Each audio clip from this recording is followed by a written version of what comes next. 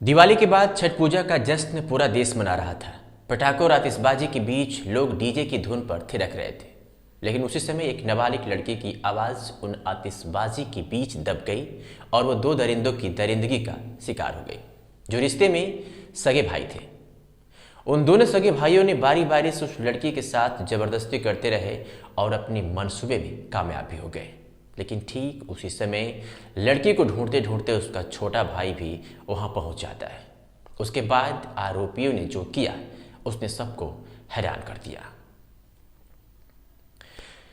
ये सच्ची घटना है उत्तर प्रदेश के गोरखपुर जनपद की।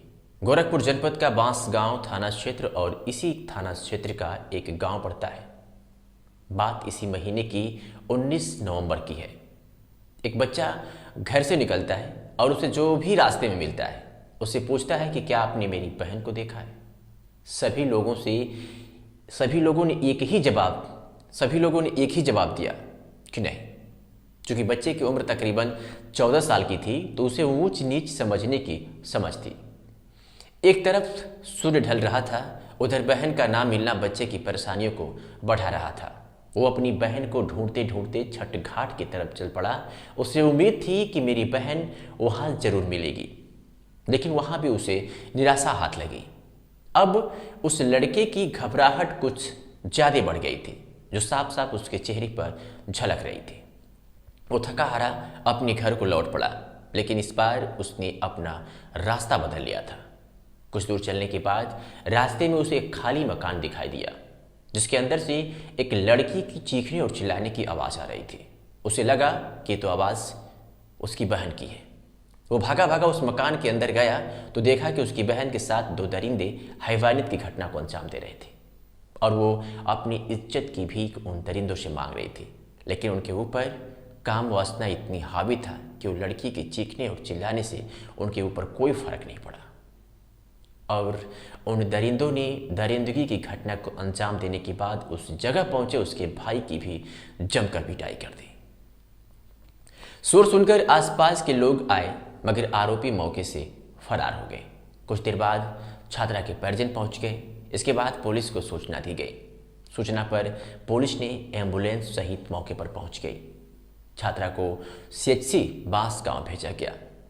डॉक्टरों ने उसकी हालत को गंभीर देखते हुए उसे जिला अस्पताल के लिए रेफर कर दिया था। फिलहाल पुलिस ने दोनों भाइयों को गिरफ्तार कर लिया।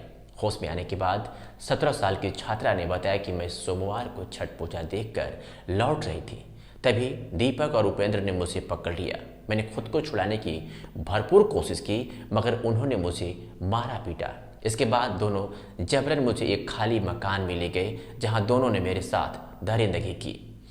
छात्रा ने कहा कि मैं दोनों से गुहार लगा रही थी कि मुझे छोड़ दो, मगर दोनों ने मेरी एक न सुनी।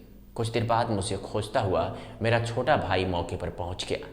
पुलिस वालों से पीड़िता की चाची ने कहा कि आरोपियों के घर वाले भी दबंग किस्म के हैं। आरोपी बेटी को काफी दिनों से परेशान कर रहे थे, मगर बेटी ने बदनामी के चलते हम लोगों को कभी बताया नहीं। हमारी पुलिस से भी यही गुहार है कि आरोपियों को ऐसी सजा मिले कि जिससे एग्जाम्पल सेट हो और भविष्य में इस तरह की घटना की पुनरावृत्ति कभी ना हो। इधर घटना को लेकर गांव के लोगों में जबरदस्त गुस्सा है, और गुस्सा लाजमी भी, क्योंकि किसी की असमत लूटी है और किसी ने दो दरिंदों का दर्द झेला है।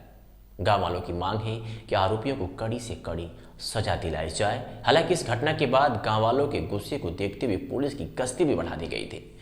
पुलिस ने आरोपियों पर सामूहिक दुष्कर्म व अन्य धाराओं में केस दर्ज कर उनको गिरफ्तार कर लिया और सलाखों के पीछे भेज दिया। लेकिन सवाल ये कि क्या उनको सजा हो जाने के बाद आने वाले समय में इस तरह की घटना पर रोक लग जाएगी? तो जवाब होगा कि नहीं। इसे रोकने के लिए कानून में कोई कड़ा से कड़ा नियम बनाना पड़ेगा और समाज को जागरूक होना पड़ेगा। अन्यथा ना जाने इस तरह कितनी बेटियां ऐसे दरिंदों का शिकार होती रहेगी और पुलिस दरिंदों को गिरफ्तार कर उन्हें सलाखों के पीछे भेजती रहेगी। और अगर आरोपी दबंग और बाहुबल परिवार से ताल्लुक रखता है तो उसके लिए कोर्ट और कानून कुछ मायने नहीं रखता। वो बहुत जल्द से जल्द बाहर आ जाएगा और पीड़ित परिवार कुछ नहीं कर सकता।